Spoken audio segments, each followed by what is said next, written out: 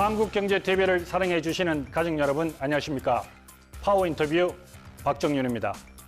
최근 과일, 채소 등 먹거리 물가가 무섭습니다. 반면 농가에선 쌀과 한우값이 떨어져 걱정이 크죠. 기후 인플레이션도 우리 농업에 우려를 더하는 지금 농산물 가격을 안정시킬 방법은 없는지 농정 현안을 살펴보는 시간 준비했습니다. 농림축산식품부 송미령 장관을 소개합니다.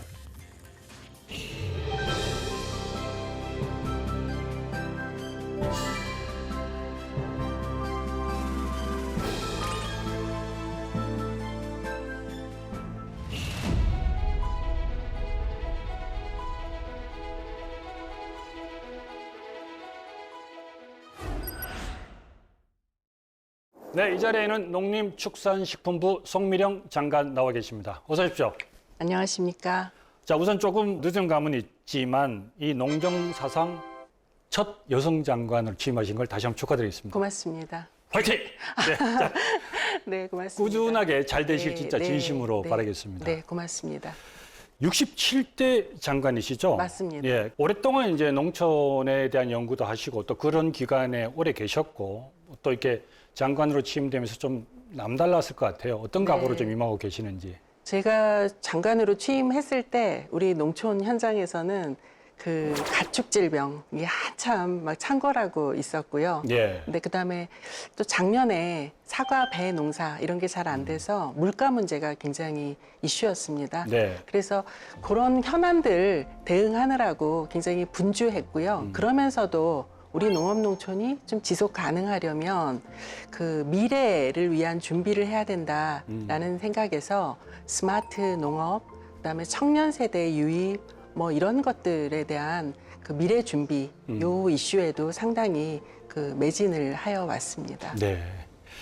저희들이 좀 이력을 살펴보니까 학부에서는 오히려 좀 정치 외교학을 전공하셨고 예. 그리고 대학원에서는 뭐 도시계획 그리고 박사는 또 행정학 쪽으로 학위를 받으셨단 네. 말이에요. 네. 어떻게 보면 좀 농촌하고는 조금 거리가 있다라고 생각을 했는데 네. 농촌경제연구원 네. 네, 그쪽으로 이제 방향을 틀어서 하게 네. 된 뭐 특별한 계기가 좀 있었나요? 네, 그러니까 지역 개발, 도시 계획 이런 걸 하면서 보니까 우리 국토에 사실은 도시보다 더 많은 면적이 농촌이고 네.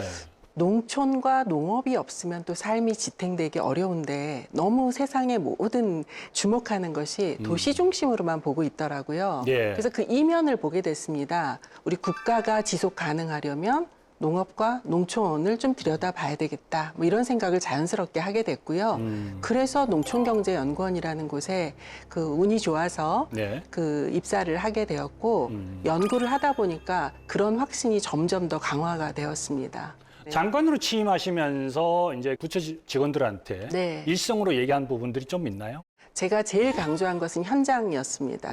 현장에서 정책을 알지 못하면 아무것도 하지 않은 것과 똑같다. 그리고 당장 현장에서 이야기하는 문제를 우리가 귀 기울여 듣지 않으면 우리가 기획한 정책이라는 게 그야말로 책상머리의 행정이 되기 때문에 네. 현장을 직시하고 또 문제를 해결해서 그 성과를 낼 수 있도록 하자라는 것들을 제일 강조를 했고요. 네. 제가 이제 경험한 것 중에 우리 농업인들은 우리가 그들의 목소리를 들어주는 것만으로도 되게 고마워한다는 걸 알았어요. 네. 그러니까 그동안 한 번도 정말 마음으로 그분들이 하는 이야기를 좀 들어주려는 노력 이런 것들이 그리는 많지 않았던 것 같아요. 그래서 네. 저는 직원들한테 가장 강조합니다. 절대로 그 현장하고 괴리되어서는 좋은 정책을 만들지 못한다. 그 이야기를 가장 강조하고 있습니다. 결국 현장에 답이 네. 있다. 네, 예. 네.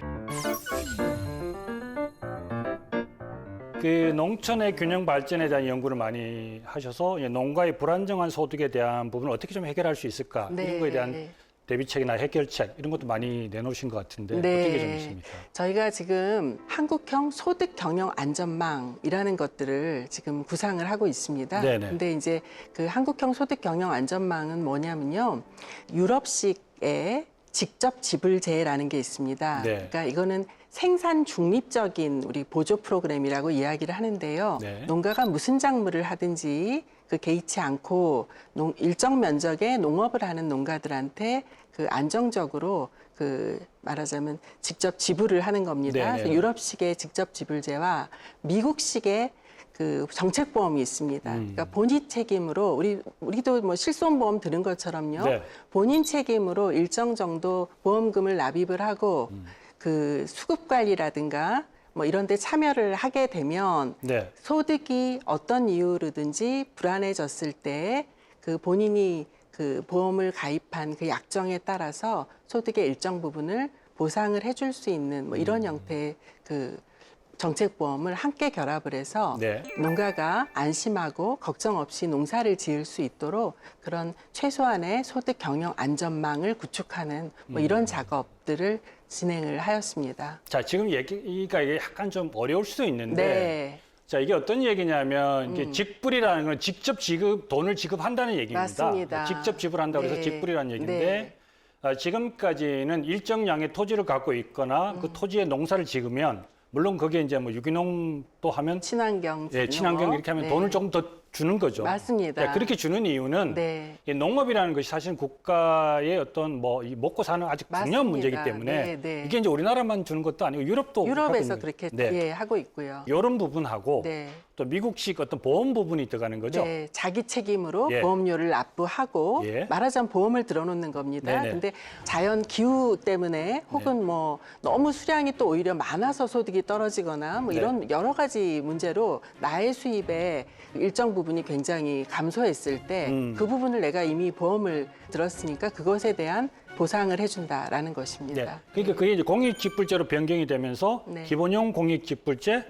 선택형 공익직불제로 이제 나눠지는 거죠. 네, 기본형 공익직불제는 그야말로 이제 면적별로 주는 거고요. 네. 선택형 직접지불제라고 하면 친환경 농업도 있고요. 그다음에 환경을 보전하기 위한 여러 가지 뭐 활동들을 할 수 있지 않겠습니까? 네네. 그야말로 공익이라는 것을 위해서 예. 농사만 하는 게 아니라 농사를 하는 것 활동 자체가 네. 경제적인 농산물을 생산하는 것 이외에 다른 가치를 내기 때문에 그것에 대해서 보상을 하는 뭐 이런 것이거든요. 그래서 네네네. 공익적 활동에 대한 보상으로 그 공익직불제가 도입이 됐습니다. 조금 더 구체화를 시킨 거죠. 그러니까. 그렇습니다. 네네. 그래서 좀 선택이라고 해서요. 예. 어떤 농가는 나는 그렇게 하지 않겠어라는 농가도 있을 수 있고요. 그런데 우리 공익에 좀 도움이 된다면 그 부분에 대해서 보상을 하는 것이다. 사실은 저희가 재해보험이라는 게 있어요. 예. 말하자면 정말 자연재해 등으로 내가 어떤 작물을 농사를 지었는데 엄청나게 폭염 혹은 폭우 때문에 작물이 다 망가졌네라고 하면 내가 보험을 들었으면 재해보험으로 보상을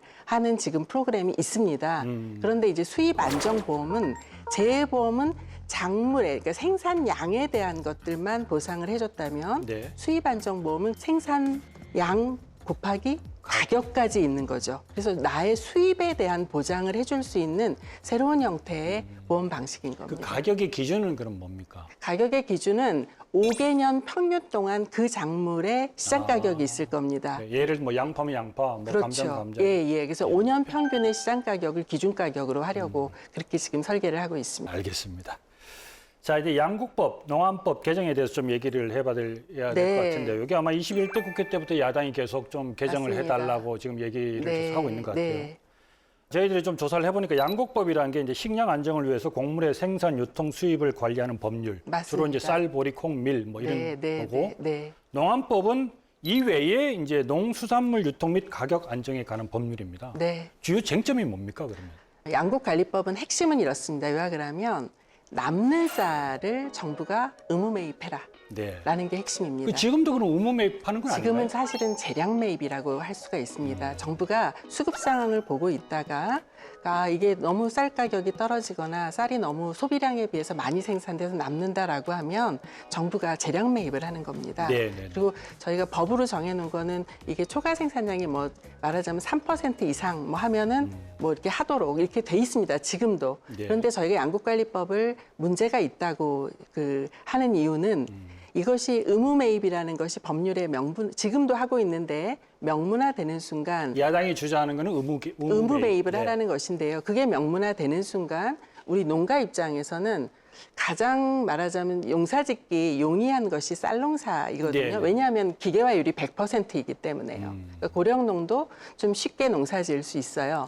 그래서 지금 쌀이 사실 남거든요. 지금도 우리 필요한 쌀보다 소비량보다 그 저희가 105% 말하자면 남아요. 근데 그런데 이 의무 매입이라는 게 법에 들어가는 순간 농가들 입장에서는 아 남으면 무조건 정부가 사주니까 쌀을 더 많이 생산할 유인이 되는 거죠. 그러니까 이렇게 되면 지금도 쌀이 남는데 남는 쌀이 더 많아진다라는 게 이제 저희 정부의 입장입니다. 그리고 쌀 소비는 계속 줄어가고 있거든요. 근데 쌀 생산은 계속 이렇게 또 유지가 되거나 늘어나면 이 남는 쌀이 계속 더 늘어날 거고 그럼 이 남는 쌀을 사서 보관하는 이 비용이 또 너무 많은 비용이 들어가기 때문에요. 이걸 가지고 우리 농업농촌을 위해서 다른 데 투자를 미래를 위해서 투자해야 되는데 거기에 너무 발목이 잡혀 있으면 곤란하다라는 것이고요. 또 식량 안보를 위해서도 그렇습니다. 저희가 쌀은 남지만 밀하고 콩 같은 건 수입량이 매우 많아요. 그렇죠. 예, 밀 같은 경우에는 자급률이 2% 정도이거든요. 그러면 저희가 쌀을 줄이고 밀과 콩 등을 차라리 옮겨서 농사를 짓는 게 훨씬 우리 식량 안보에도 도움이 되거든요. 그래서 밀콩을 심으면 전략작물 직불제 또 이런 프로그램도 저희가 이야기를 합니다. 예, 그래서 밀콩을 심으면 뭐 면적당 얼마를 더 드릴 테니 밀콩으로 전환하세요. 이런 신호를 드려도 사실 농가 입장에서는 안 가본 길이고 쌀이 가장 편하기 때문에 지금 쌀이 농사가 많이 되고 있는 것이거든요. 그런 의미에서 저희가 양국법에 대해서는 문제가 있습니다. 재량 매입으로 해도 이렇게 저희가 사는데 의무 매입까지 하면 너무 남아도는 쌀이 많아집니다. 그리고 그러면 남으니까요. 쌀 가격은 떨어지거든요. 그렇죠. 농가한테도 좋지 않은 겁니다. 라는 이야기를 그래서 드리는 겁니다. 하여튼 이 부분은 지금 계속 이제 쟁점 사항이 돼서 협의를 꼭 해야 되는 부분들이군요. 그러니까. 네. 묘수가 필요한 법안들이 아닌가라는 생각을 해봅니다. 네. 자, 이제 뭐 추석 지났고 이제 쌀값이 아무래도 농가의 주요 관심사가 될 것 같아요. 뭐 지난해에도 뭐 쌀값 20만 원? 이런 그런 얘기도 했었는데 이야기가 많았죠. 어떻습니까? 올해 쌀 재배 면적이 작년이 70만 8천 헥타에서 쌀을 재배했거든요. 저희가 줄이려고 무척 애를 썼지만 올해 재배 면적이 69만 8천 헥타, 만 헥타 정도가 줄었습니다.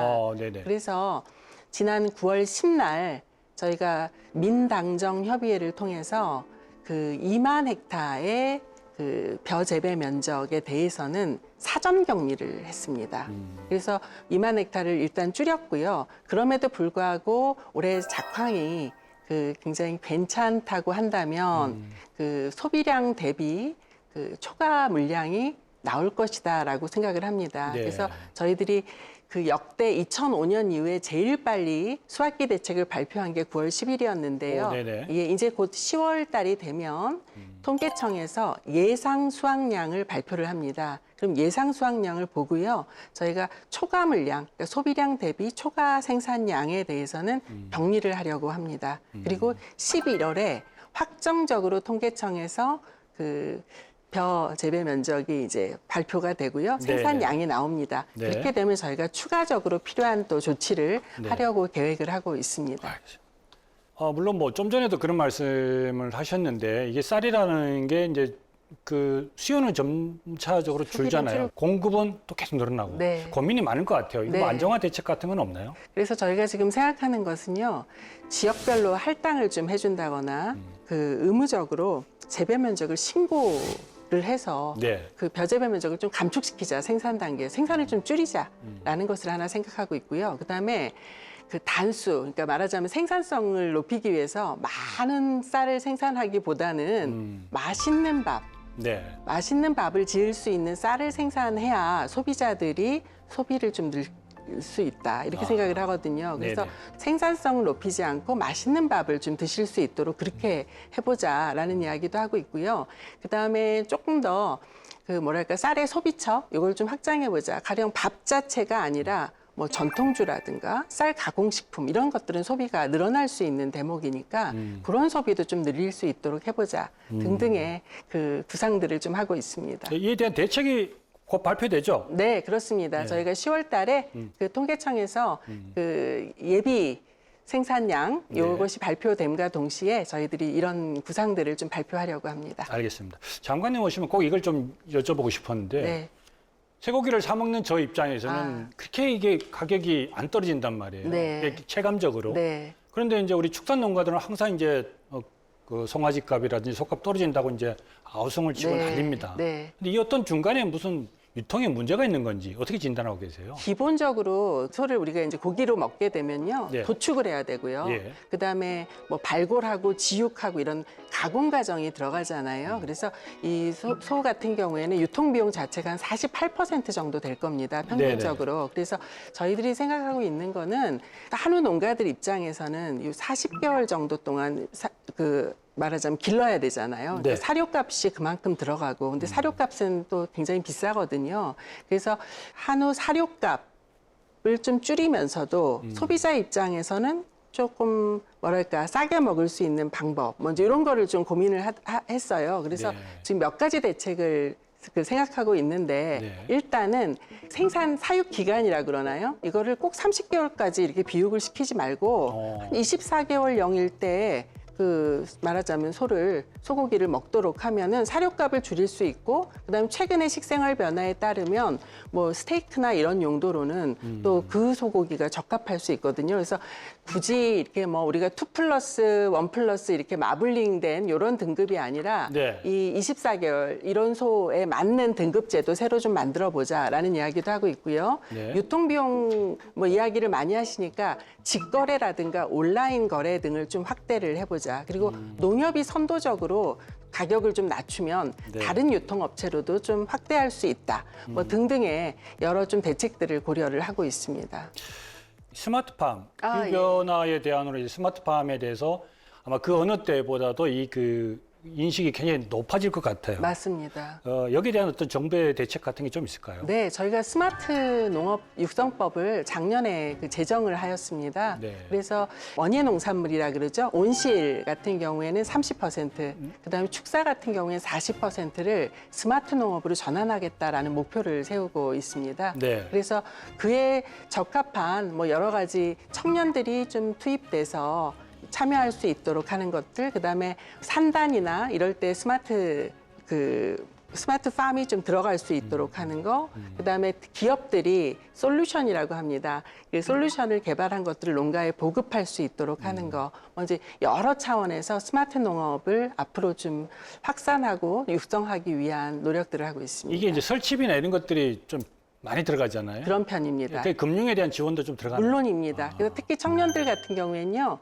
저희들이 4개소가 있는데 교육을 시키는 곳들이 있습니다. 네네. 그래서 208명 매년 이렇게 교육을 시키고요. 그들이 이제 그 교육을 마치고 나서는 바로 현업에 들어가지 말고 임대형 스마트팜이라 그래서 조금 작은 규모로 경영 연습을 한번 해봐라. 그리고 좀 종잣돈도 만들어라라는 차원으로 임대형 스마트팜을 한 후에 본인이 스마트팜에 투자를 하고 들어갈 수 있도록 하고요. 그때도 여러 가지로 그 금융을 포함해서 패키지 지원을 하고 있습니다.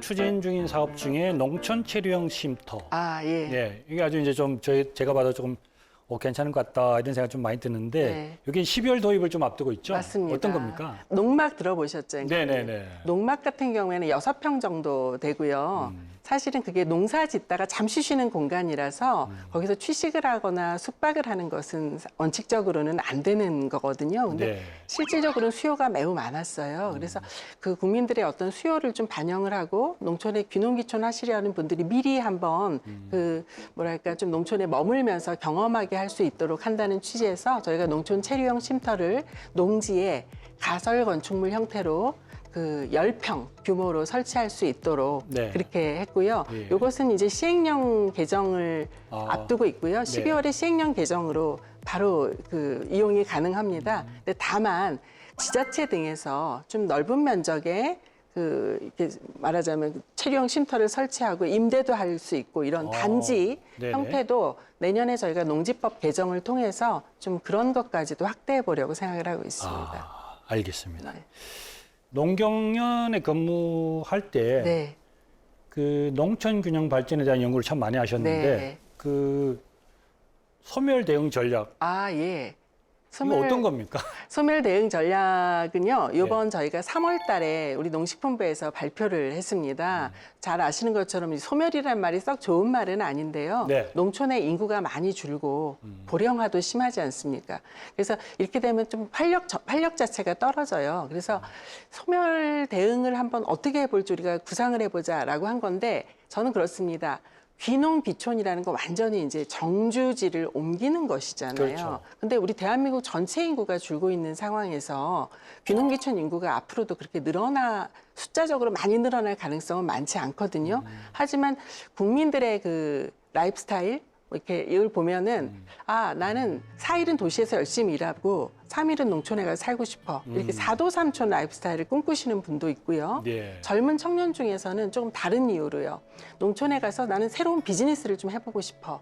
뭐 이런 친구도 있어요. 그러니까 내가 사는 곳은 도시지만 농촌에 가서 일을 하고 싶어. 그래서 생각해 보면 우리 농촌이 그냥 농사 짓는 공간이 아니라 사람들이 살고 일하고 쉴 수 있는 공간으로서의 가치를 가지고 있는데 그 부분을 해결해 주면 소멸 문제도 극복할 수 있다. 이렇게 본 겁니다. 그래서 농촌의 일자리나 경제 활성화를 할 수 있는 대책들, 그리고 반드시 귀농귀촌 정주 인구가 아니더라도 생활 인구, 관계 인구를 늘릴 수 있는 정책들, 그리고 농촌에 살고 있는 분들의 삶의 질을 디지털 기술 등을 이용해서 높여줄 수 있는 정책들, 이렇게 만들어 놓으면 우리 농촌 소멸 문제를 극복할 수 있는 그 길이 있다라고 생각해서 그 부분의 대책들을 좀 모아서 발표를 한 것입니다. 알겠습니다.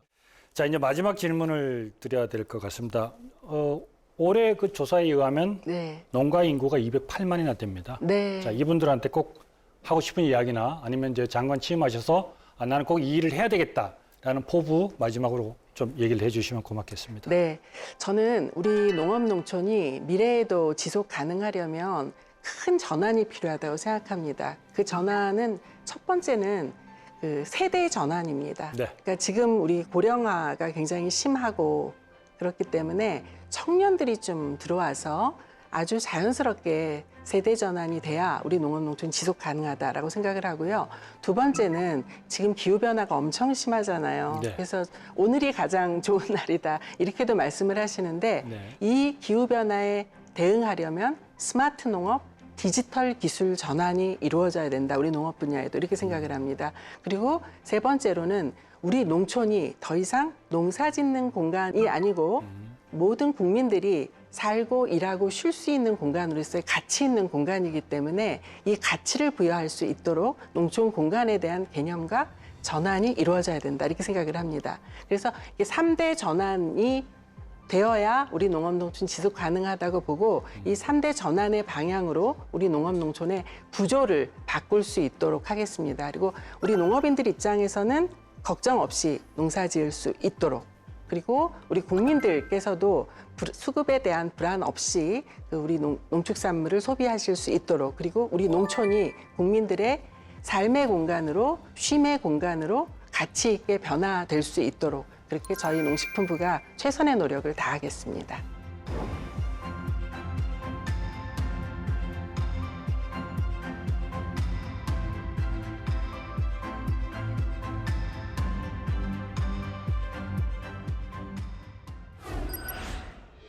네, 여기까지 듣겠습니다. 누구나 살고 싶고 누구나 일하고 싶은 농촌을 위해 농림축산식품부가 더욱 애써주시길 당부드립니다. 자, 오늘 함께해 주셔서 감사합니다.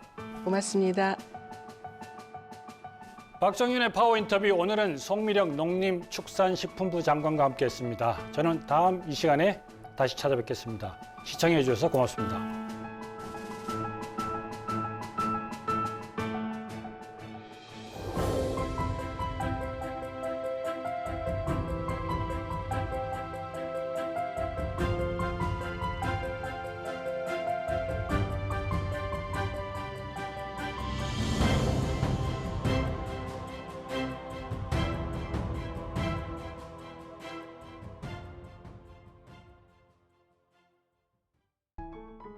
계속해서 다양한 경제 이슈를 알고 싶다면 구독과 좋아요, 알림 설정 부탁드립니다.